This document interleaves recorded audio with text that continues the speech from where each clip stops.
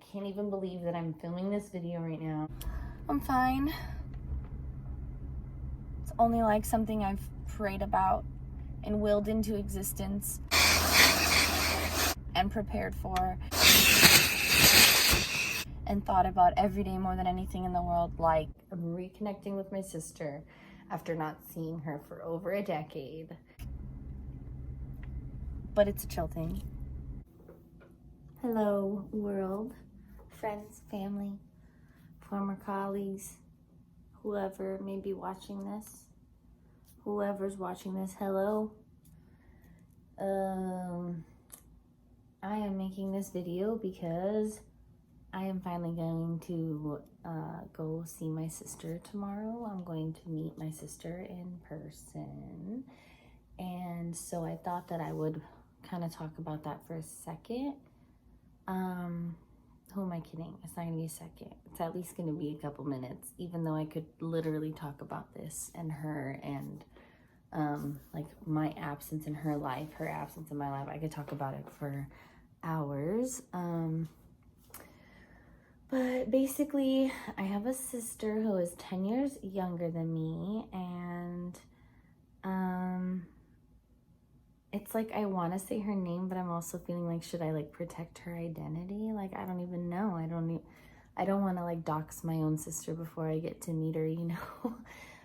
But I don't need to say her name. I'll call her Hope. Her name is Hope because it technically kind of is. And she's 10 years younger than me. I was 10 years old. I remember when so we have the same dad, but different moms. So she's technically my half sister, but she's my blood sister. We have the same dad, and I remember the day she was born. I remember the day that my dad and my stepmom told me that they were gonna be having a baby, and I was 10 years old, and I was so butthurt to say like the least, because I was like the only girl, and I was 10, and I was just a shitty little kid, I guess, for a second. But I got over that very quickly, and I got very excited to be a big sister. And by the time she was born, yeah, I was 11 probably when she was born then, I guess. And I remember I was at my Aunt Lynn's house, and my Aunt Lynn got a call from my dad probably, or somebody, that my sister had been born. And so my Aunt Lynn took me to Fresno. I live in a town outside of Fresno, so it's like 30 or 45 minutes away. So my Aunt Lynn took me to Fresno, to the hospital where she was born. And I remember getting to the parking lot vaguely, and then I just remember walking into the hospital room and seeing her in the bed, and I just started crying. Like, I just started crying my eyes out, and I thought, she's literally the most beautiful entity I've ever seen in my whole life. Like, the only thing I can describe the love like that I felt for her immediately, it has to be something similar to what a parent feels for their child, like when they're first born and they see them and they're like, holy smokes, like, that's my kid, I made that. Like, I obviously didn't make her, I'm not her mom, but to see her and know that we were sisters, and to know that like we shared that bond, we shared that blood, I'm a part of her, she's a part of me, like, it blew me away. And I just thought, she's the most beautiful thing I've ever seen in my whole life.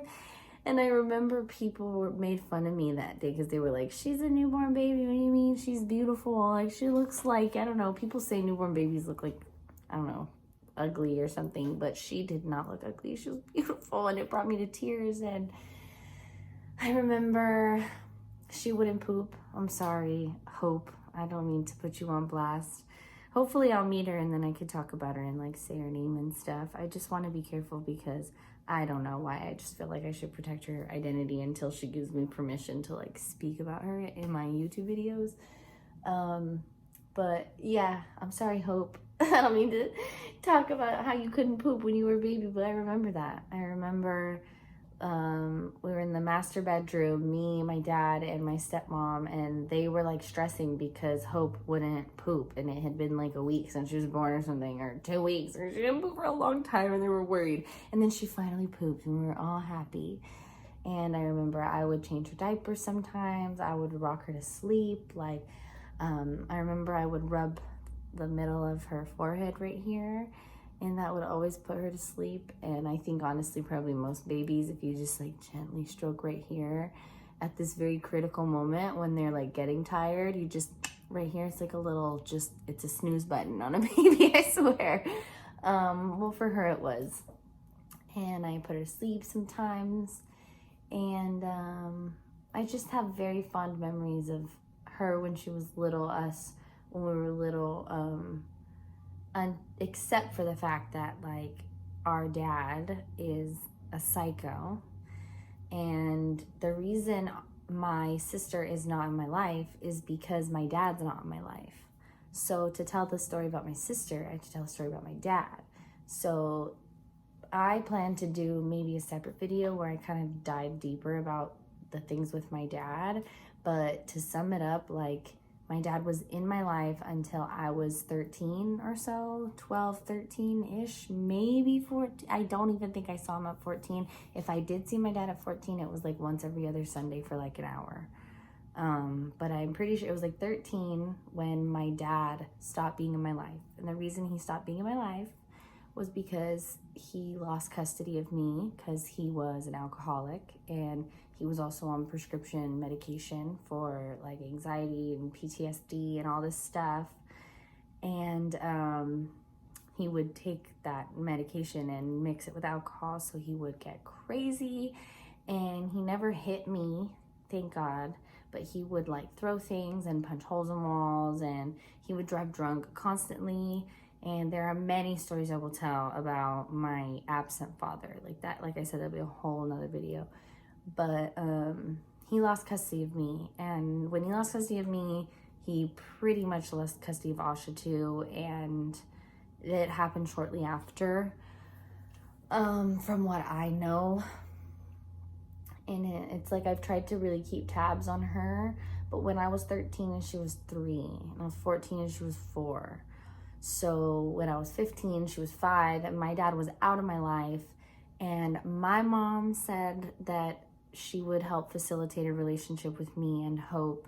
And Hope's mom, who used to be my stepmom, but she and my dad like divorced before my dad lost custody of me, or like shortly after. It all kind of happened at the same time. I'm sorry, one second.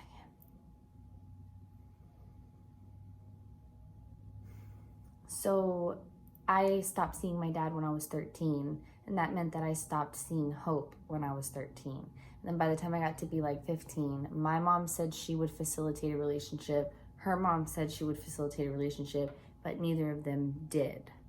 Both of them said we should be in each other's lives. Both of them agreed that it's better that we stay in each other's lives, but neither my mom or her mom put in the effort to like, you know, I don't know. If I were one of our moms, I would like try to facilitate a coffee date every now and then or something, just to try to like initiate contact somehow.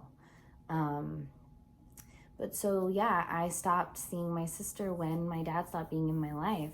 And I always thought like she'll come to me maybe. When I was 15, I was too young to drive, and then 16, it's like, what am I going to take my mom's car and take off to Fresno and go like take a joyride with my 6-year-old sister? Like 17, I was just an asshole at 17. At 18, I technically I was an adult, I could do what I want, right? But I know then, and I knew then, and I know now that I was not in a position to be in her life. Like I was just kind of running around being crazy, doing my own thing. And I do obviously regret not reaching out to her sooner, but at the same time, I have to know that like I just wasn't in a position to be the sister to her that I wanted to be. And now, like, I never want to go back. Now that I've made so much growth and progress in my life, I want to be like whoever she needs me to be, which is dumb because she doesn't need me to be anybody. She's survived and thrived up until this point. Her mom describes her as well-adjusted and level-headed, and from my text interactions with her, that is entirely true. Hope is very clever and funny and insightful and smart and kind, and I could just tell, like, we've been texting and sending each other videos, and she's been so warm to me. And so it's given me enough confidence to ask her, like, if she wanted to have a coffee date or something. So I'm finally to a point in my life where I feel like I could be like the responsible older sister, because I'm 10 years older than her. Like, that's crazy. I'm way older than her. Right now I'm 25 and she just turned 16 in April. So yeah, I've kept tabs on her all these years. I've seen her randomly. Like, at one time when I was 15, me and my ex-boyfriend were at the movie theater in Fresno, and we walk in and we saw Hope and her mom walking towards us. And I was like, oh my God, that's my sister. And he's like, what? My ex, like, probably had no idea. And so then we had this awkward interaction where my sister's 5 years old and I'm 15 and I'm at the movies with my boyfriend, and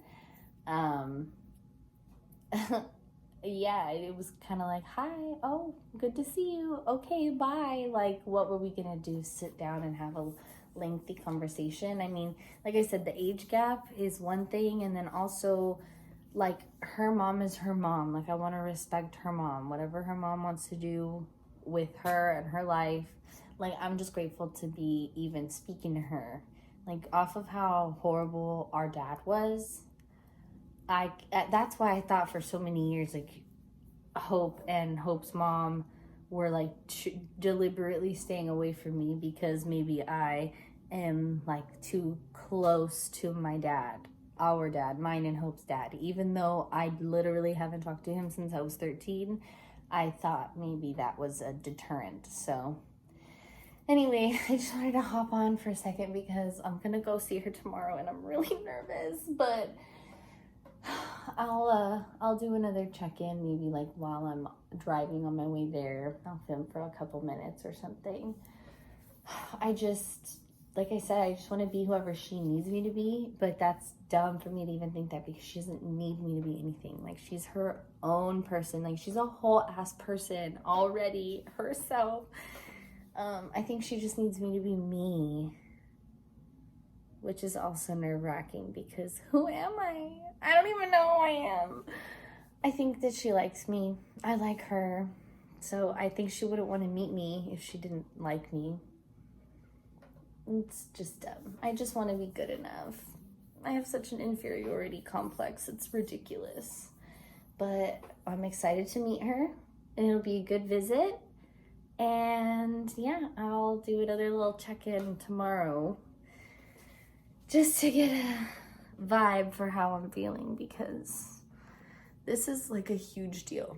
This is like no big deal. Like, it's a chill thing, but like, I've waited like over a decade for this. Like, I have prayed about reconnecting. I say meeting her because it's like I'm meeting her for the first time. Like, that's how it feels. Even though I was in her life for like 3 years, 4 years, even then it was just on the weekends, and she was so small. She didn't have me on social media up until very recently. A couple months ago, I reached out to her mom on Facebook and I was like, yo, can I talk? Oh, I just said her name again. I'll edit it out. I reached out to her mom on Facebook and I was like, can I talk to my sister? And thankfully her mom was very gracious and said, I'll show her this message and you guys can link up on social media or whatever. And then now we've been texting for like a month, I want to say. I don't even know when we very first started texting. I wrote it in my journal, but it's been about a month. And just light conversation, because that's the thing too. I remember learning way once upon a time when I was like 17 or 18. She was 7 or 8. And I learned that she didn't have contact with my dad anymore. And for a couple years, I thought like maybe he's being a dad to her, even though he can't to me. Like, maybe he's being better to her. But like, to know that my dad not only abandoned me, but he abandoned her, And I was like shocked. Like that broke my heart more than anything, because it was like, damn, he couldn't even be good enough for me. And then at least he could be good to my sister. Like I was his first try and he fucked up, but then maybe he could try again 10 years later and get it right. But no, apparently not. So that's also a thing too that I really got to just probably talk about with my therapist, because I'm never going to be our dad. Like, and that's a good thing. I don't want to be him, but like, I think I feel that I need to make up for him or something. But it's like, I could never, I'm not him. Not only am I not him, I'm not in contact with him. I don't support anything he did. Like, I could see if I like lived with him and had like an ongoing relationship with him, how she would like justifiably be weary, she being my sister. But I think that she is well adjusted and had a family to love her, and you know, enough people around her to let her know that like, even though your dad's not around, we got you.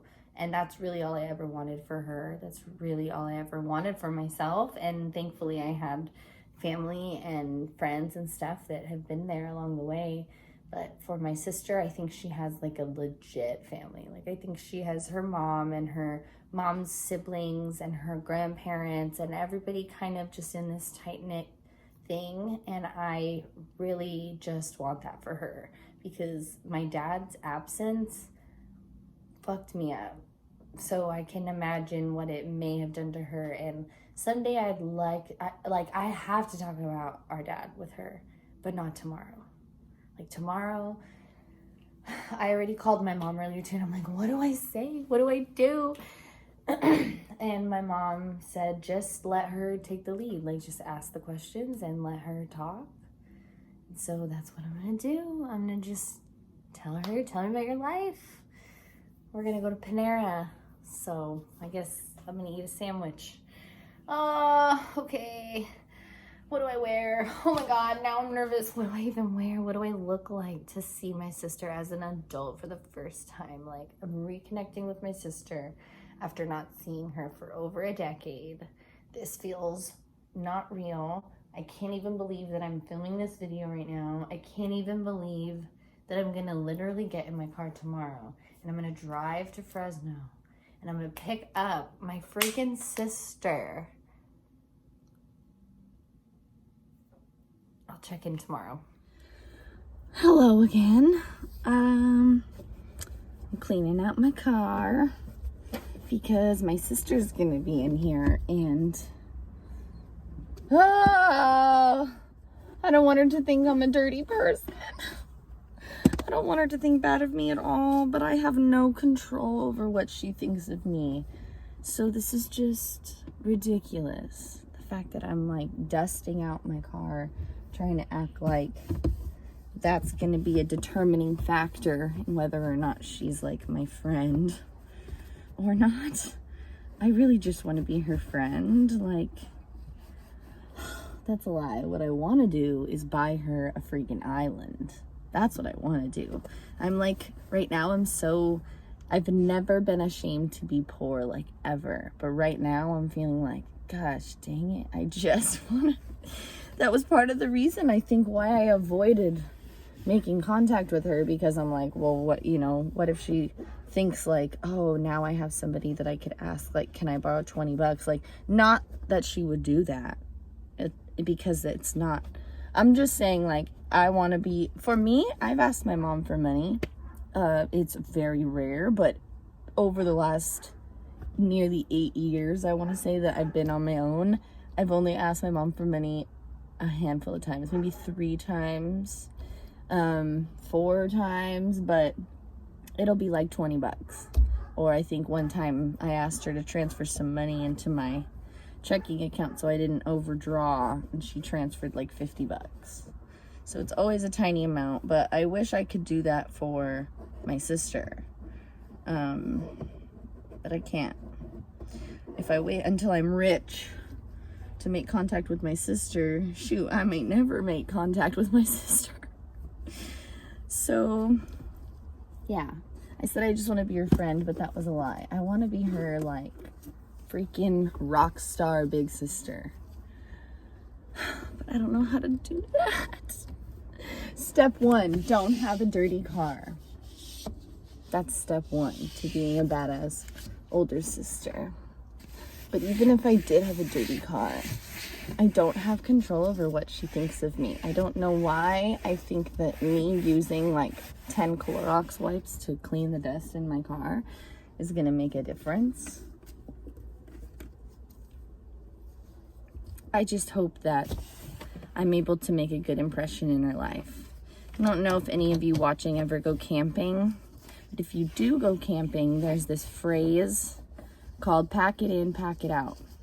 Like, you don't leave a campsite dirtier than when you got there. You pack all your shit in and you pack all your shit out.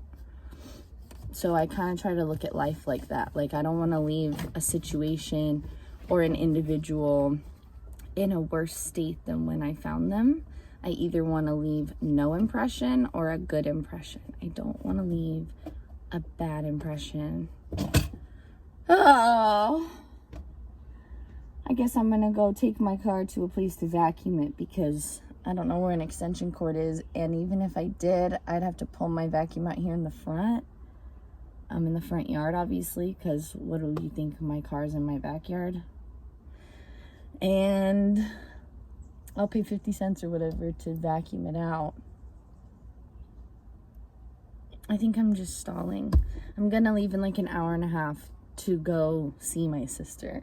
So I've been stalling kind of all morning and just acting like it's a chill thing, but it's not a chill. Oh my.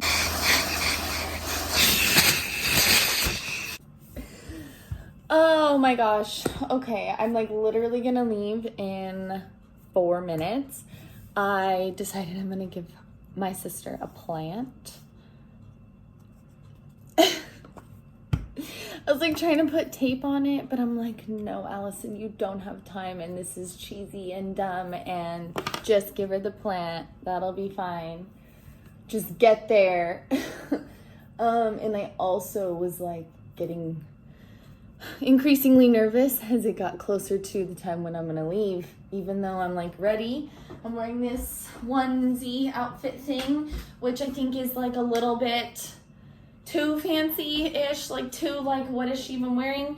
But to me, it's a special outfit because I got this outfit to wear to my cousin Kelsey's wedding. Shout out to you, Kelsey, if you're watching this. I love you, queen.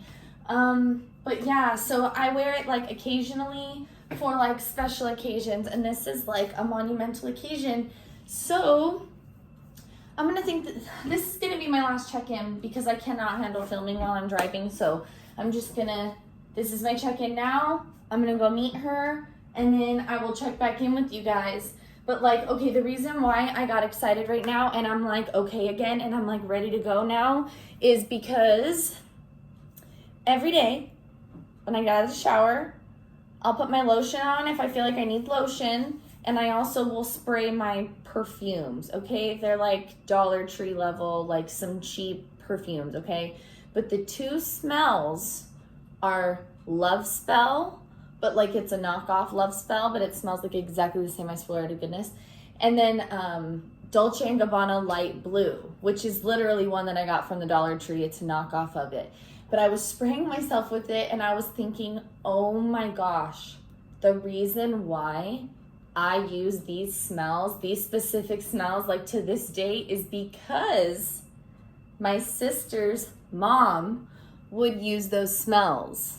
Like, I know they are both like popular smells in their own way, but like, I kid you not, I remember being a little, like 5, 6, 7, 8, 9 years old, 10, maybe even when my sister was born already. And my stepmom at the time, who's my sister's mom, would get ready in the morning, and I just thought she was a freaking goddess. Like, I thought she was the most beautiful woman in the whole freaking world. Well, I also thought that about my mom. I also thought that about this random girl that I went to high school with. Like, it's no shade to anybody, but like literally looking at my stepmom at the time, I was like, oh my God, I just want to be as awesome as her one day. And I want to look like her. I want to do things that she does. And I want to smell like her because she always smelled so freaking good. And it was like Dolce & Gabbana Light Blue was the one that she would use. I don't think she would use Love Spell. Maybe like the lotion every once in a while. She did have Victoria's Secret like lotions and stuff. But oh my god, yeah. So there's a chance that I'm gonna see my sister right now and she's gonna be like, you smell like my mom. And if not, that's fine. But oh my god, okay. I got this. I just gotta get there safe. I gotta get off this video. And I will check in with you guys after. I can't. I'm gonna cry. Okay. Wish me luck. If you pray for me. Okay. Okay, I said I wasn't gonna check in again, but I just have to stop and gather my thoughts because I didn't take time to like look on the map and figure out where I was gonna be going. I just plugged it in and drove here. And now that I'm almost here, I'm realizing that I think it's the same house. Oh, there goes my camera. I'm not gonna refilm this. I'm sorry, whoever's watching this. I'm realizing that it's the same house that I grew up in like for a couple years. It has to be, unless it's just in the same neighborhood, which is also possible. But either way, I'm almost to her. I'm gonna be to her in like 2 minutes, and it's a chill thing. I'm chill. I'm fine. It's only like something I've prayed about and willed into existence and prepared for and thought about every day more than anything in the world, like, but it's a chill thing. Okay, I'll talk to you after. Okay, let's see if my phone will stay there. Hopefully you guys don't fall. Oh, smokes. Holy smokes. I am coming back into my hometown after visiting my sister for the first time in well over 10 years. It's been like 12 years since I've seen her. It went amazing. It went perfect, like as good as it could possibly go. Considering what we have been through in our absence, it was amazing. I couldn't have asked for a better meeting. I couldn't have asked for a better interaction. It's just crazy because I thought all this time that if I didn't have my dad in my life, I couldn't have her. But I was wrong. She welcomed me with open arms. And I don't know. I feel like a part of me is whole. I feel like there was a part of me missing, and it's there now. And I don't know how to describe it other than that. There was a part of me missing, and now that she and I are in contact, and we had lunch, and we visited, I feel like that part of me is not empty anymore. She looks like me. Oh, sorry guys. She looks like me, which would make sense because we do have the same dad after all. Absent he may be, he is our father. And, you know, genetics don't lie. It kind of puts I was telling my mom about it. It's kind of an experiment on nature versus nurture, because that girl has not had her dad in her life since she was like 3 or 4.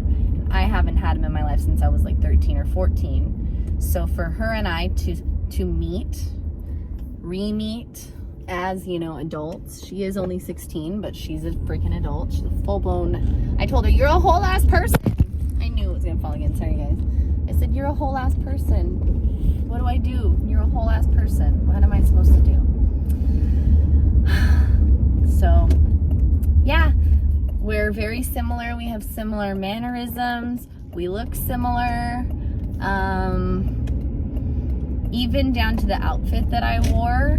Literally, I'll put a picture right here. This is us. Tell me that we don't look alike. Tell me that we don't have the same taste. We did not coordinate outfits at all. We did not say, hey, you cut your hair this length and I'll cut my hair this length. I mean, I just feel good. I feel whole. I feel good. I feel love. And yeah, I just wanted to make a little video about it. And I'm sure I'll make more videos about her. Also, I asked her if I could say her name. And her name is Asha. I was calling her Hope because hope is... Asha means hope in English. So I was calling her Asha. I was calling her Hope because I didn't know if she wanted me to like share her identity or something. I don't know. It's 2020. We should normalize asking people if we could post about them first before we just post about them.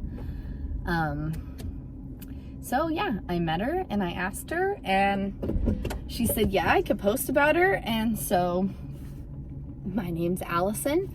I have a sister named Asha, and I feel whole now that she's in my life. So thanks for watching.